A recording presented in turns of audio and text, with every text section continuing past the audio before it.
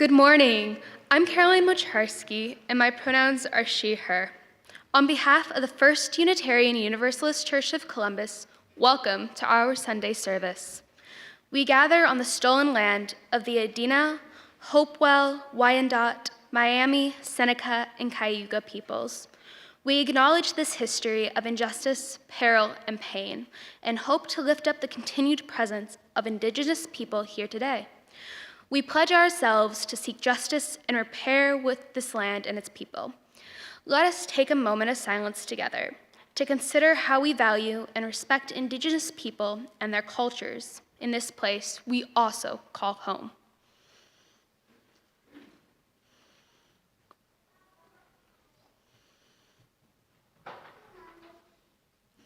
Please rise as you're willing and able to sing our opening hymn, number 347, Gather the Spirit.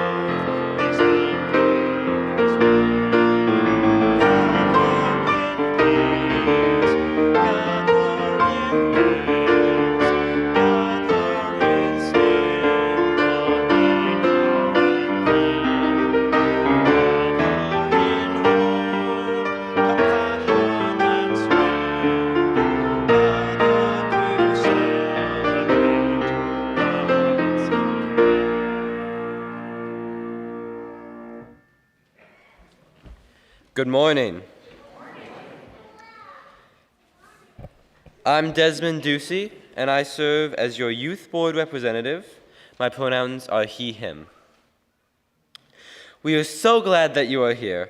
Our congregation aspires to be welcoming to all, and we want you to know that you belong here.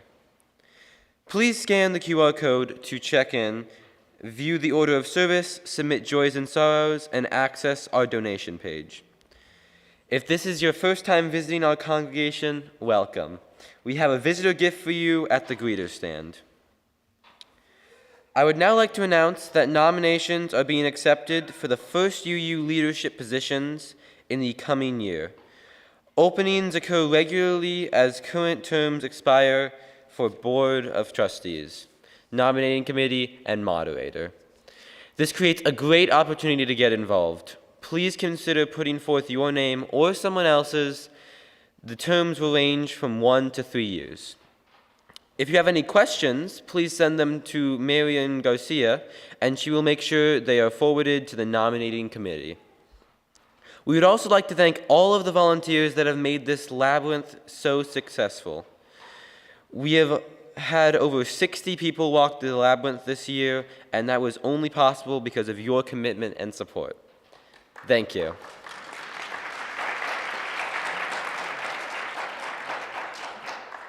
We would now like to invite any children who want to help bring in the light to meet Gus and Amber out in the gallery. Everyone else, please center yourselves as we listen to this morning's prelude.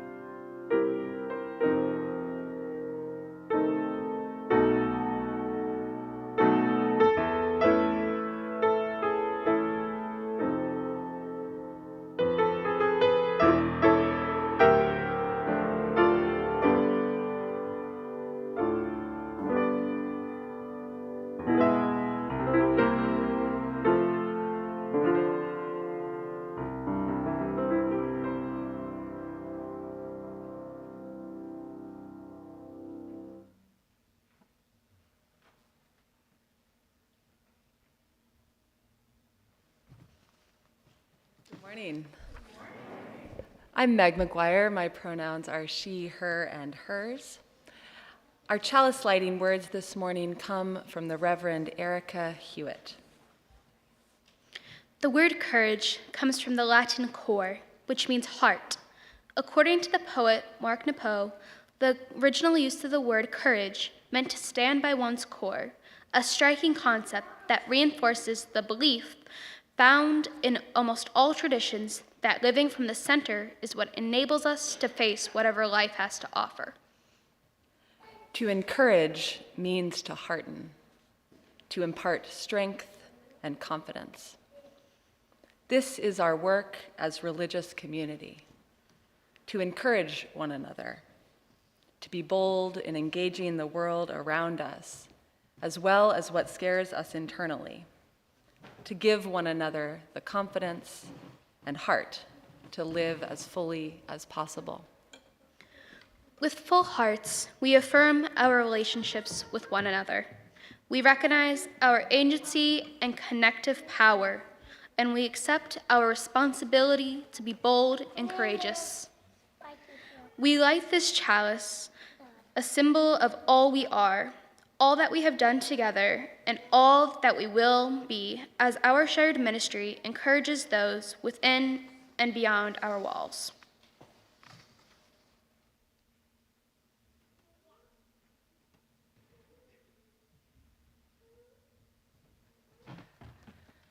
Thank you for your help lighting our chalice this morning.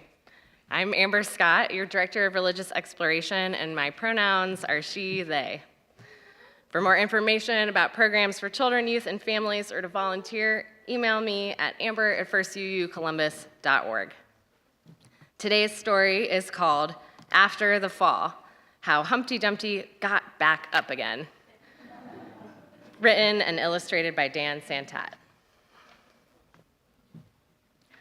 My name is Humpty Dumpty. This was my favorite spot, high up on the wall. I know, it's an odd place for an egg to be, but I loved being close to the birds.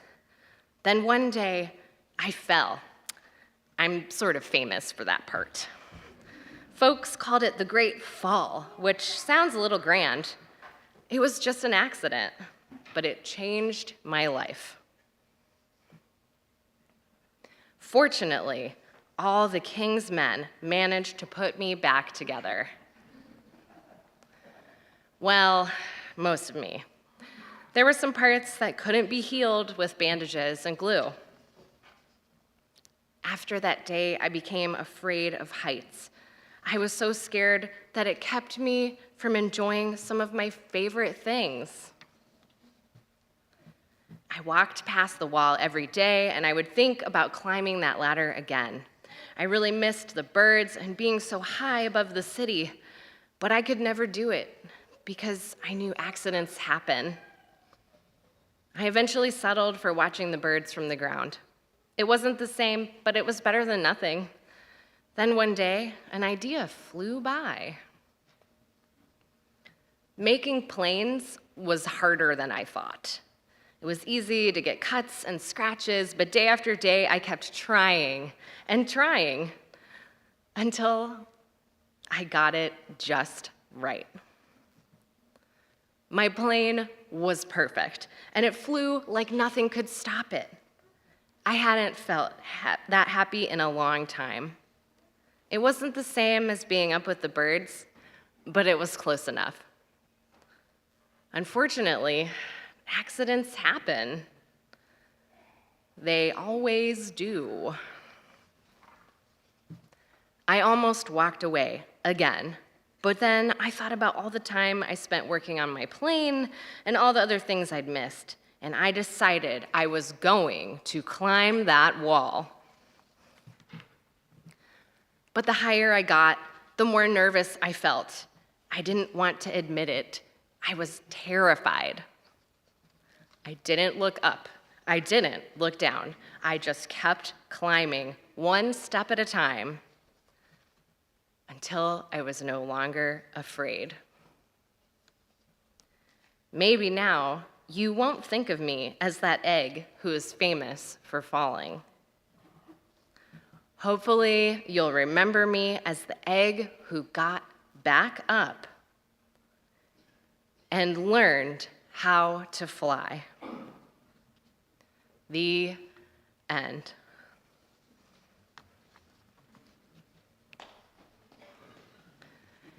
In this story, Humpty Dumpty reminds us that sometimes life truly begins when we decide to get back up again. Today, as we consider the fresh starts offered by the new year, I invite you to remember that you are enough and that you already have everything you need within you to create change in the world and in your life. I now invite the congregation to form a sheltering arc of love as we sing our young people back to their families and out to class.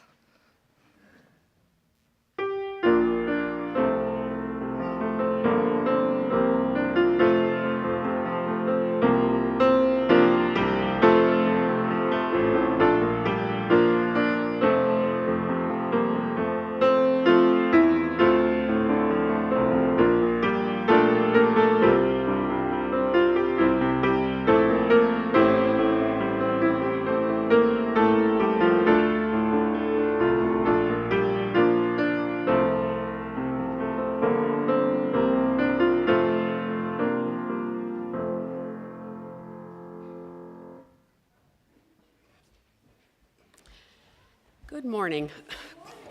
My name is Reverend Kathleen Fowler, and I am privileged to be the minister of pastoral care at this congregation, and my pronouns are she and her. Our reading this morning is by Pastor Teresa Ninan Soto. This year, I resolve not to solve for X, where X is beyond the limits of myself and my soul. That is, I won't be solving for your positive regard, nor your opinion, really. I won't be fixing what did not invite integrity, nor will I assume that a wound wants healing. Building a new world calls for more than the low and heavy fruit. It's in everyone, an all-in mission, in which the difference between who we are and who we say we are is not a place of shame. It is a fertile ground of growth, remembering that, in the words of an imagined character exploring uncharted worlds, no matter your shame, gather your strength. Know this, the truth will shrink and heal your shame. One day, it will fall away.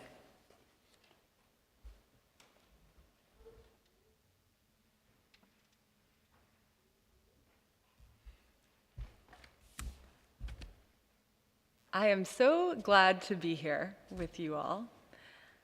And I'm especially grateful to be here with you all on this first Sunday of the new year, or at least the first Sunday that we're gathered back here together. In part because I've always really loved New Year's. I love the reflection, the celebration, the ritual, the fresh energy, the intentions. I've loved all of it. In fact, so great has been my enthusiasm for the traditions of New Year's that I've historically been known to make not just a few, but dozens of laughably ambitious New Year's resolutions. And I would do this year after year, undeterred by their admittedly less than impressive outcomes.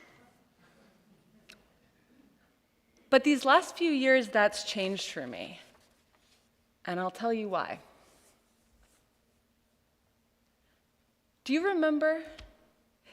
Now, nearly 3 years ago, in late March of 2020, barely a week into shelter in place, and the internet was abuzz with photos of newly organized closets and how-tos for your quarantine diet, your home gym setup, or your next elaborate crafting project. Stores sold out of yeast as seemingly everyone took up bread baking. Dumbbells and yoga mats, too, were suddenly in short supply because it seemed, the perfect time to get into the best shape of your life, to learn a new language, to write that novel, and finally get your garage in order. On some level, it was an inspiring testament to the resilience of the human spirit. Even in the face of a global pandemic awash in uncertainty and instability, it seemed for a moment that there were all these possibilities for growth and transformation. Now, the motivation for these efforts, I'm sure these were as unique as each one of us. For some, the startling halt of normal activities needed a counterbalance. For some, these projects were a necessary coping mechanism to unprecedented anxiety or grief. But I think that part of it was an exaggerated version of the same phenomena that emerges each year in the form of New Year's resolutions. And just beneath all of that inspiring enthusiasm and energy and optimism, there was an unsettling undercurrent of insufficiency, of criticism, of lack. The moment was encouraging a kind of relentless scrutiny on every aspect of our lives, shining a floodlight on the ways that our bodies, our homes, our hobbies, our relationships even, were falling short. This frenzy of self-improvement buzzing around the collective, it emphasized a fundamental not enoughness, even in a time of collective disruption, even with so many still working, still parenting, still getting by, all while coping with harder circumstances than ever. For some, the realities of being an essential worker, a caregiver, a human in such a time meant that these aspirations may not have been an option to begin with. But the pressure was there, nevertheless.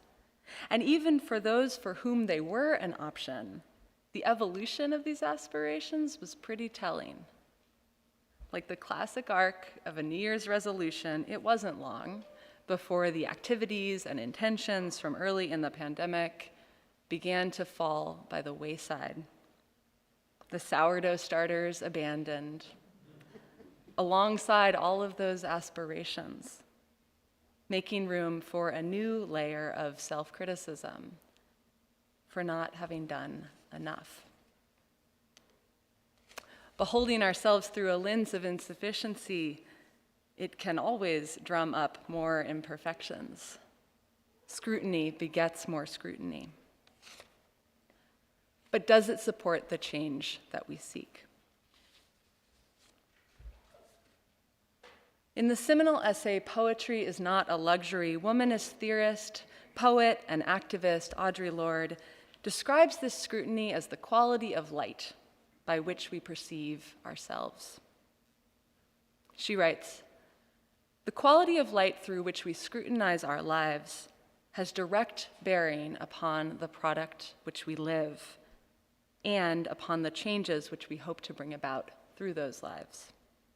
It is within this light," she says, "that we form our ideas, by which we pursue our magic and make it realized." Lorde is writing here of poetry, not words and verses, but poetry as a way of living, thinking, feeling, and ultimately creating transformation in our lives and our world. And implicit in her writing is the question, under what light do we look at our lives, at ourselves, at each other? I'd invite you to contrast the glaring light of a fluorescent overhead with the soft light of candles. Which would you say helps us to perceive most clearly? Now, without reflection, I would always have said the bright lights. The brighter, the better. Whatever it is that can bring into visibility the inevitable crack or stain or blemish on whatever it is that's before you. But these days I work in a hospital and I spend a lot of time under fluorescent lights. So at dusk, when the time comes to switch from sunlight to another source, I almost never choose the fluorescent overhead. In winter, with days shorter than nights, I light candles instead, not just for ritual, but for living, for cooking and sharing meals. While the soft light of a candle may not expose the dust in the corner, the scratch on the table, or the peeling paint on a wall, it does help me see my space differently, bringing into focus not lack, but beauty and sufficiency. Candlelight encourages me to see my life with gentleness. And it leaves room to imagine what else might be possible. Of course, bright lights have their value. I'm not proposing that we live our lives entirely by candlelight, not literally and not metaphorically. Bringing visibility to those dust bunnies in the corner in our homes and our lives, that does matter. We can only change what we acknowledge and know, what we can perceive. And sometimes what needs to be brought to light is more insidious than dust. But as we enter this new year, the question that it comes down to for me is this: what is the quality of light that most supports us in actualizing the changes that we long for? Or put another way, what are the habits of mind and heart that most support us in growth? Last year, I was persuaded to sign up for a singing class taught by a friend of a friend. And I entered into this class with some pretty healthy trepidation, but was relieved to quickly discover that my anxieties were in very good company in that room. In our first session, our instructor invited us to share what he called singing autobiographies, a brief sketch of how our relationship with song and with our voices had evolved over the course of our lives. Nora was the first person to share, and she began with a wistful look on her face. As a child, she said, I was always singing. Singing while walking, while playing, while taking a bath. I loved it, she said. But she continued, at some point something happened. Some of my classmates reveled in pointing out when I missed the high note, always made sure I knew if I was off key. Nora said she stopped singing in public. And then eventually she stopped singing at all. Nearly 30 years passed before Nora, realizing how much she missed music in her life, signed up for that singing class and began to reclaim her voice. The next person shared, and then the next, and in so many of the stories, there was a moment like this where external or internal critics, with their focused attention on the not good enough, convinced each person that they weren't good enough to sing, not even for fun. Sometimes, like in Nora's story, it was a comment or several from a family member, friend, or music teacher. Sometimes it was just one's own loud internal critic that stifled their song. Under harsh light, imperfections can loom larger than life, and tender, vulnerable things can wither or get washed out. Julia Cameron, author of the book The Artist's Way, argues that experiences like Nora's, like nearly everyone in that singing class, are all too commonplace. It might not be singing. It might not even be something we would typically classify as creative.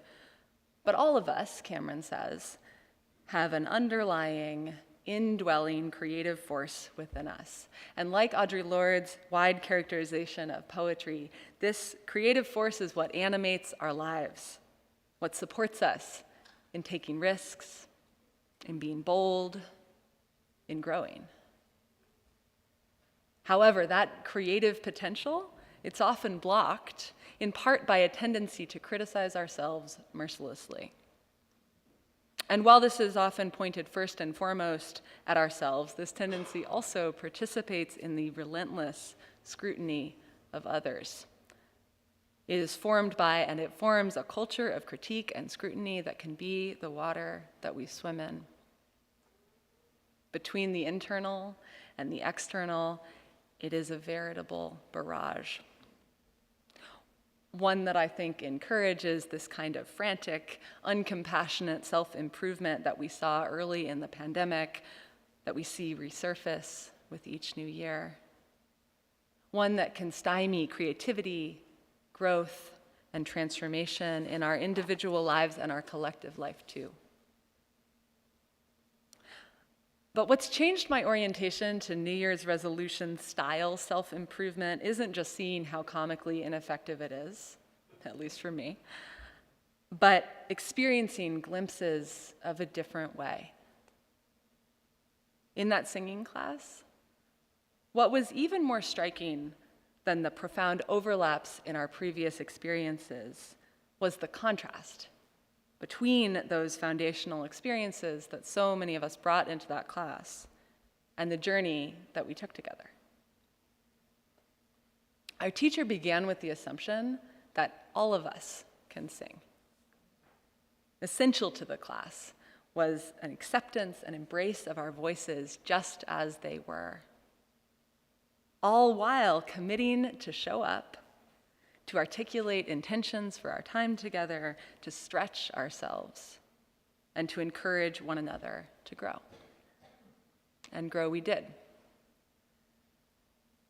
This idea of accepting one another and encouraging one another to grow, if it sounds familiar, it is in fact woven into the fabric of our living tradition. Part of what we covenant to do together as Unitarian Universalists is both to accept one another and to encourage one another to grow. In our chalice lighting, Erica Hewitt articulates this work of encouraging one another as imparting strength or confidence to stand by one's core, to find one's center, as the theme this month invites. And from that place, that core place, to be bold and courageous in our growth and transformation. And I think this is what it comes down to. Nadia Bolz-Weber, who is a Lutheran pastor and founder of the House of All Sinners and Saints, offers this reminder to her people each and every year. There is no resolution that, if you kept it, will make you more worthy of love. You, your actual self, not some made-up ideal self, are already worthy. And I would add, as in our story, you already have what you need to create change in yourself and in our world. I hope we can take that in. We do have work to do, world-making work that requires transformation of ourselves and one another. But in service of this work, I hope that as we enter into this new year, we can behold ourselves and one another with gentleness.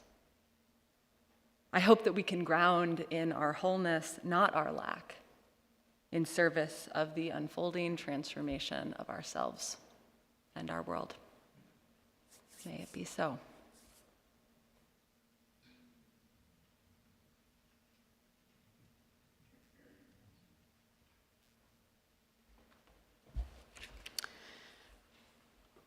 Our January Share the Plate recipient is Pathway Clubhouse. Pathway Clubhouse provides a friendly communal space for adults living with mental illnesses in Franklin County to participate in the development of social relationships, employment and educational opportunities, and community involvement. Using the Clubhouse model, our psychosocial rehabilitation program hopes to empower its members through participation in new experiences while engaging with fellow members around the clubhouse. Teresa Conley and Shirlene Mentor are here to tell us about Pathway Clubhouse and their work. I invite you to come forward.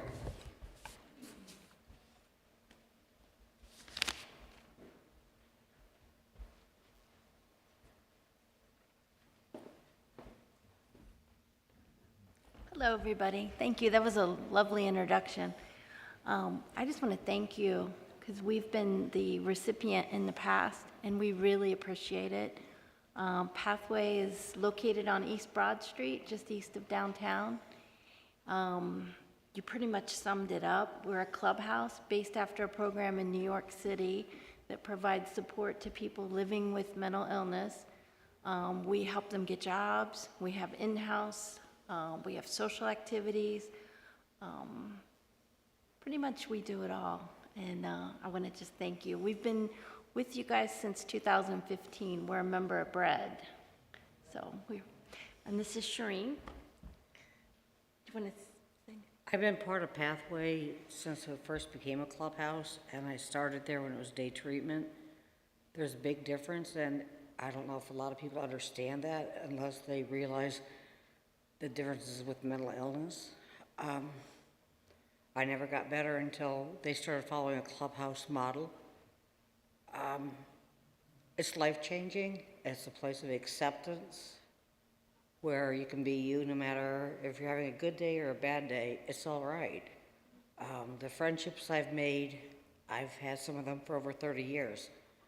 I've never felt more welcomed and accepted my life until I started at Pathway. It's a unique place, it's a unique opportunity, and we only have 3 right now in Ohio, but 7 are starting to open, and Pathway was part of that, and it's just huge to be able to go out and talk about such an amazing program.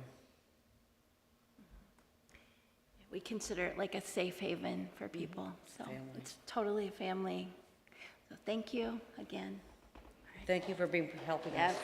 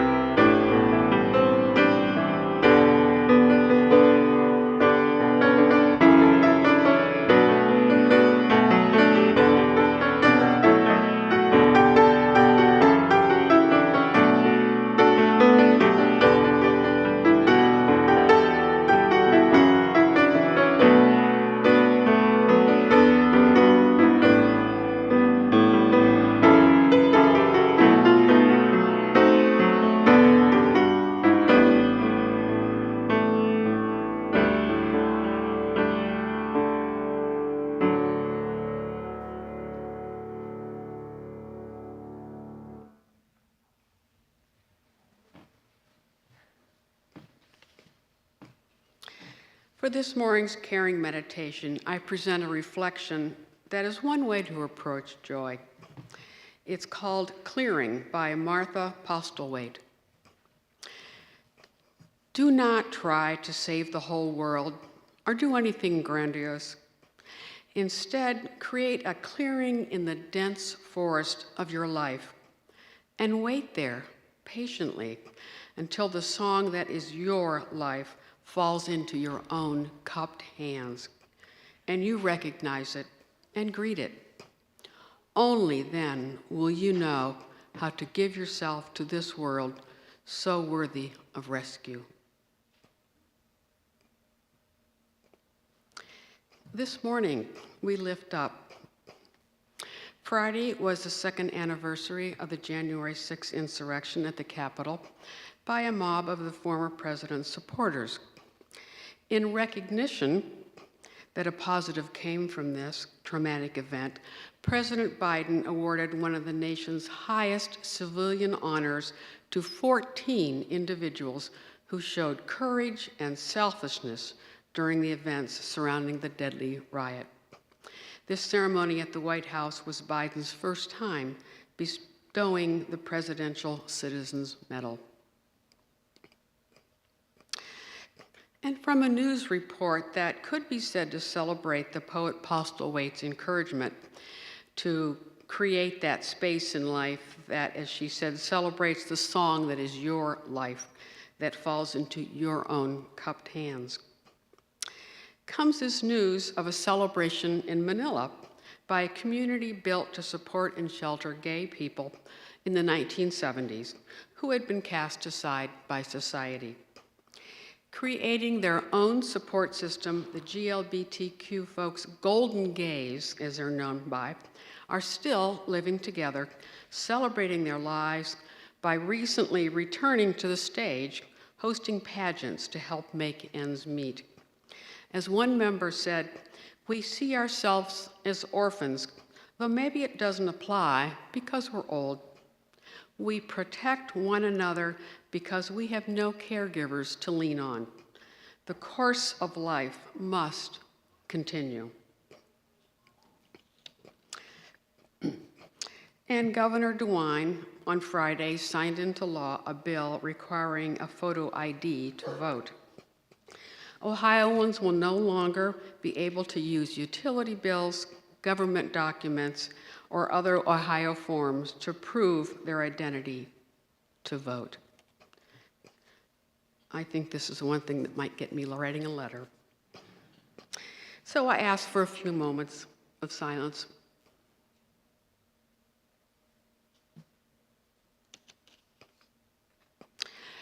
I now invite Sylvia Howe and Sharon Hammersley to come forward to read the joys and sorrows that have been submitted, and this is during the past 3 weeks.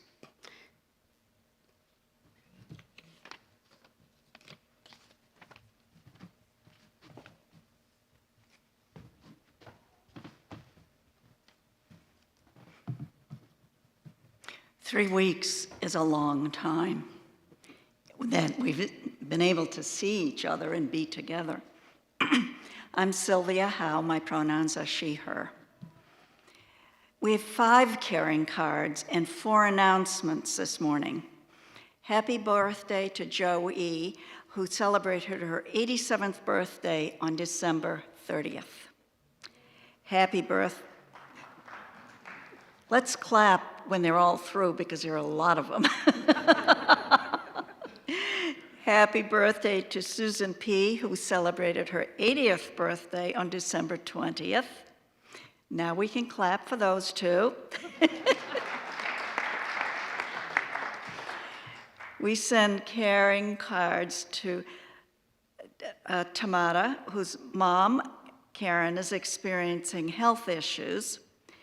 We send our sympathy to Doris, whose mother, Jeannie Engel, died on December 23rd, 2022. There will be a celebration of life honoring Jeannie here at First UU on January 21st at 1 o'clock.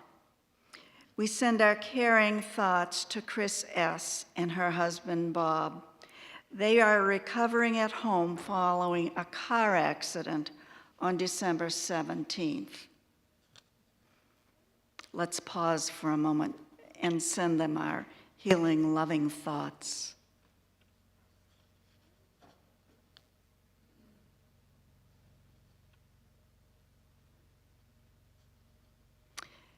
We send birthday wishes to Marilyn W., who is here this morning, who celebrated her 72nd birthday on December 19th with her Florida family, her daughter and her daughter's children.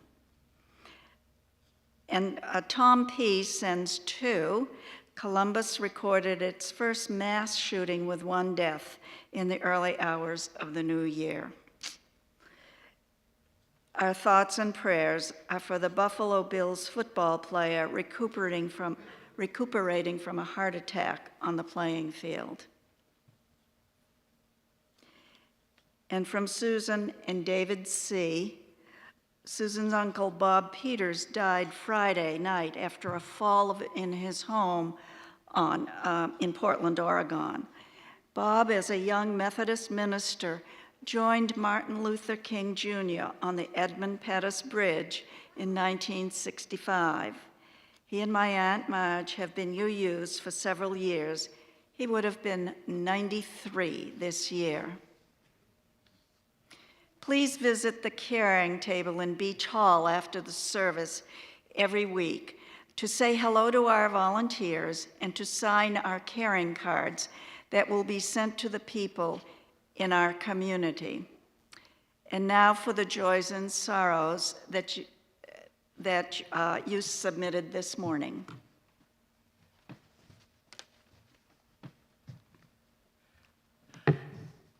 Good morning. We have two joys that were submitted this morning.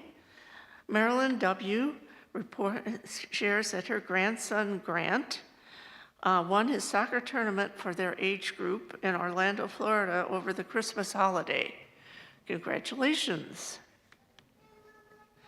And Laura H. shares that in an earlier service, she shared that her father had been hit by a car when he was riding his bike about 2 months ago. I'd like to let you all, she would like to let us all know that Dad is almost completely recovered and was happy to receive a new bike helmet for Christmas.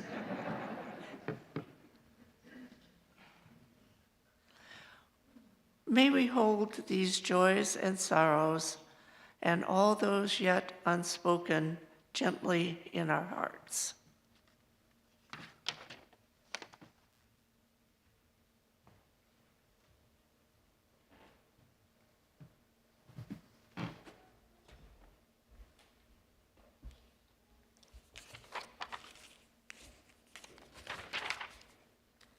Hold that thought.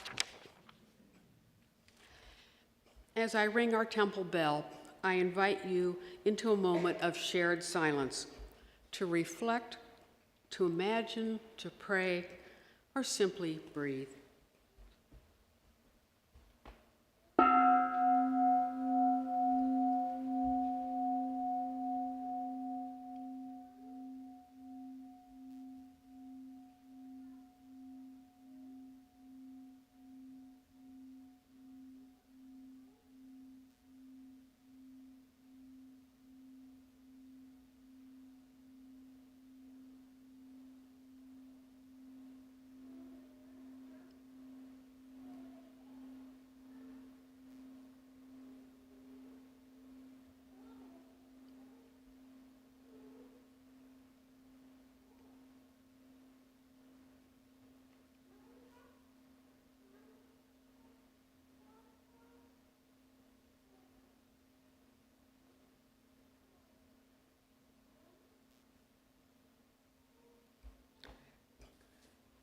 Please rise as you're willing and able to sing hymn number 128, For All That Is Our Life.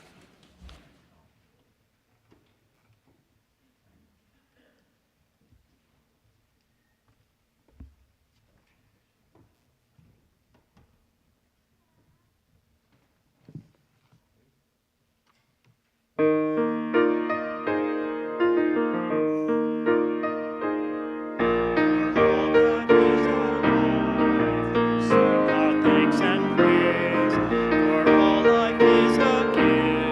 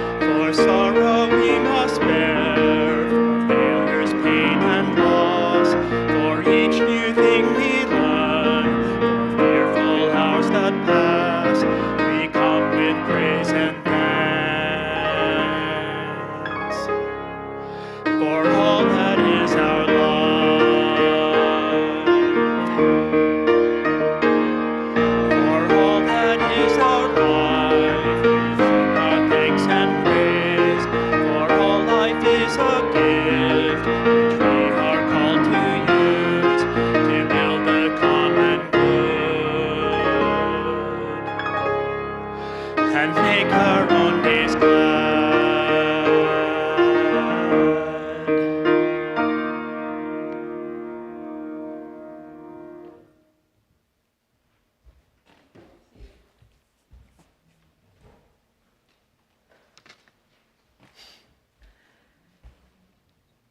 Inhabiting the space between what has been and what is, the space between what is and what will be, help us to remember, as Octavia Butler reminds, that in each moment of encounter, there is change. Us changing what is around us, the world changing us back. May we remember that embracing this, we can be powerful beyond measure, but that this becoming demands our participation. May we remember that the world is always being remade. But how depends on our co-creation.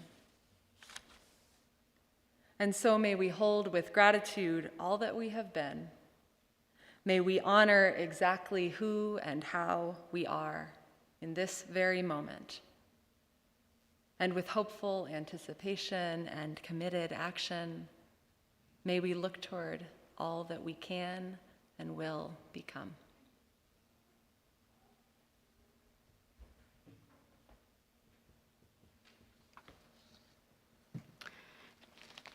Please join me now in speaking our vision statement as we extinguish our flame together.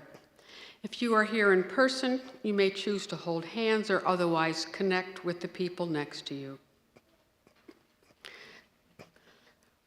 We extinguish this flame, but not the light of vision.